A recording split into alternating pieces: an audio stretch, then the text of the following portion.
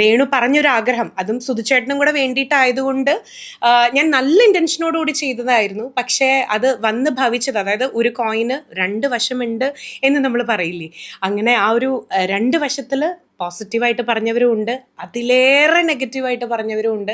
Actually ഞാൻ ചിന്തിച്ച് നോക്കുമ്പോൾ രേണു രേണു ആണ് എനിക്ക് ആക്ച്വലി ആ ഒരു റെഫറൻസ് തന്നതും, ഇന്ന ആളുടെ അടുത്ത് പോയി കഴിഞ്ഞ് കഴിഞ്ഞാൽ ഇങ്ങനെ ചെയ്യാൻ പറ്റും, പെർഫ്യൂം ഉണ്ടാക്കാൻ പറ്റും, ചിന്നു അതൊന്ന് എനിക്ക് ചെയ്തു തരാമോ, ഞാൻ ഒന്ന് രണ്ട് പേരോട് പറഞ്ഞു പക്ഷെ അത് നടന്നില്ല എന്ന് പറഞ്ഞപ്പം ആ ഒരു സാഹചര്യത്തിലും ഇപ്പോഴത്തെ ഒരു സാഹചര്യത്തിലും എനിക്കത് ചെയ്തു കൊടുക്കാൻ പറ്റുമായിരുന്നു. അപ്പോൾ മരിച്ച ഒരാൾക്ക് വേണ്ടിയിട്ട് ഒരു ആഗ്രഹം പറയുമ്പോൾ, അതും സ്വന്തം ഭാര്യ പറയുമ്പോൾ അത് നമ്മൾ ചെയ്തു കൊടുക്കണ്ടേ എന്ന് വിചാരിച്ച് ഞാൻ ചെയ്തതാണ്.